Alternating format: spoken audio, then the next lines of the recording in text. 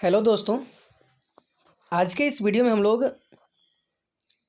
Class 6 के पहले chapter हमारा अतीत के बारे में हम लोग देखेंगे, जो कॉम्पिटिटिव एग्ज़ाम से भी महत्वपूर्ण है और साथ ही साथ क्लास 6 के बच्चों के लिए भी इम्पोर्टेंट है। इसके सारांश को हम लोग देखेंगे, जो मुख्यतः बातें हैं उस पर चर्चा करेंगे। लेखन कला की दृष्टि से इतिहास को दो भागों में बांटा गया है। पहला है प्रागैतिहासिक काल, दूसरा है ऐतिहासिक काल। बात करते हैं प्रागैतिहासिक काल किसे कहते हैं। वैसा काल जिसका केवल पुरातात्विक साक्ष्य उपलब्ध हो,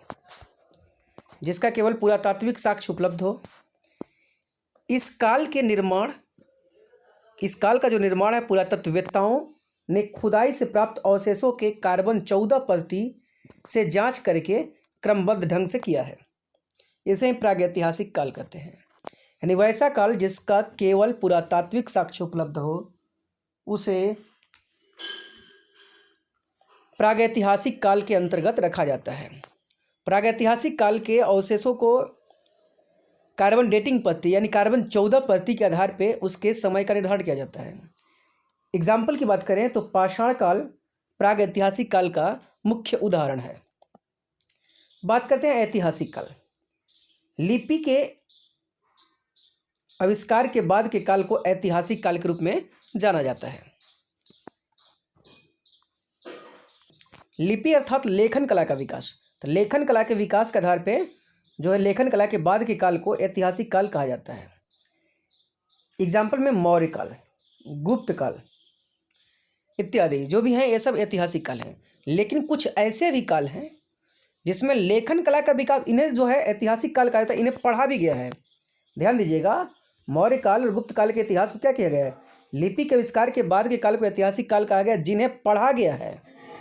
जबकि आद्य ऐतिहासिक काल वैसा काल जिसमें लिखित साक्ष्य उपलब्ध हो परंतु पढ़ा न जा सका हो, जैसे सिंधु घाटी सभ्यता का काल, इसे आद्य इतिहास के अंतर्गत रखा जाता है। अब देखिए, इतिहास के बारे में विभिन्न इतिहासकारों का बहुत सा मत है। विभिन्न लोगों का, अलग अलग विद्वानों का बहुत सा मत है। कुछ विद्वानों का मानना है कि इतिहास यूनानी शब्द लारोप्ला से लिया गया है, जिसका अर्थ सीखना है। कुछ विद्वान कहते हैं कि यूनानी शब्द लारोप्ला से इतिहास बना है, जिसका अर्थ सीखना होता है। जबकि कुछ विद्वानों का मानना है कि इतिहास जो है जर्मन शब्द जेस्चिट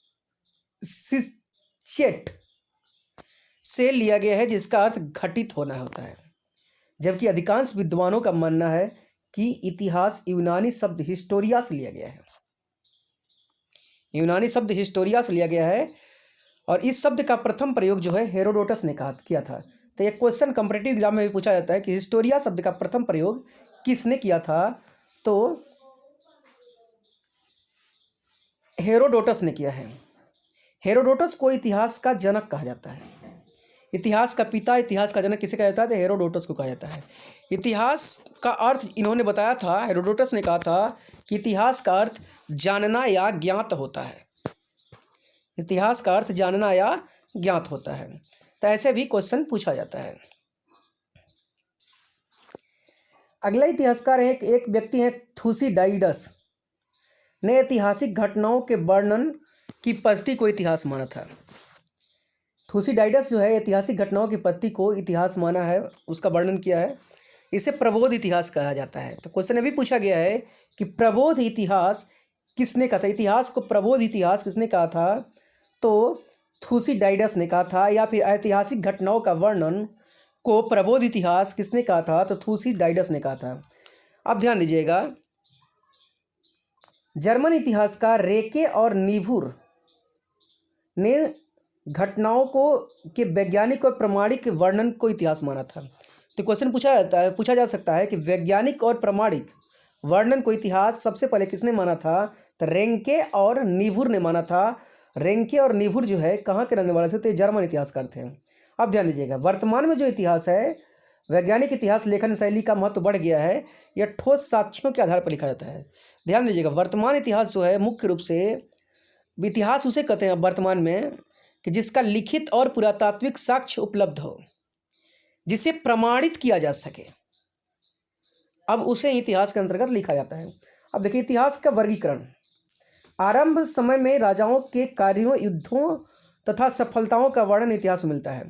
आरंभिक इतिहास जो था सिर्फ राजाओं पर केंद्रित था। क्वेश्चन भी पूछा जाता है कि आरंभिक इतिहास किस पर केंद्रित था, तो राजाओं पर केंद्रित था। राजाओं के गुणगान लिखे होते थे उसमें सिर्फ। और ये जो है अधिकांशतः इतिहास जो लिखी जाती थी राजाओं की, वह राजाश्रय प्राप्त विद्वानों के द्वारा लिखी जाती थी, इसलिए इसमें सिर्फ राजाओं का वर्णन मिलता था।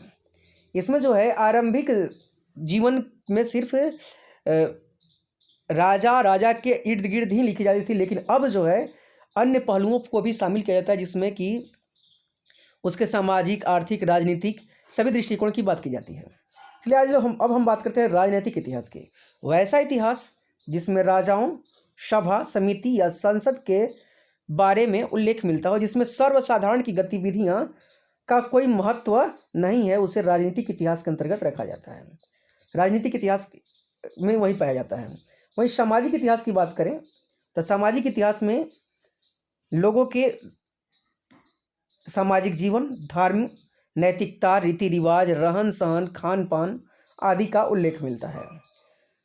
आर्थिक इतिहास की बात करें तो आर्थिक इतिहास वैसा इतिहास जिसका संबंध अर्थव्यवस्था से हो। आर्थिक इतिहास की लेखन की शुरुआत जो औद्योगिक क्रांति के बाद से मानी जाती है,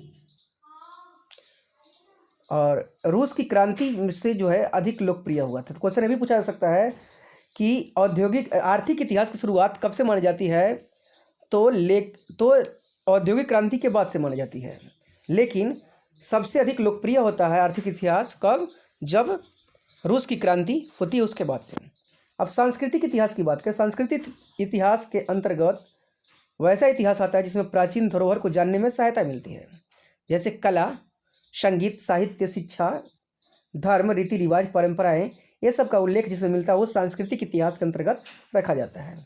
अतीत में घटित ऐसी घटनाएं जिसका लिखित और पुरातात्विक साक्ष्य उपलब्ध हो इतिहास के अंतर्गत आता है, जिसे प्रमाणित किया जा सके। तो इस तरीके से चैप्टर 1 जो है अतीत, हमारा अतीत समाप्त हुआ।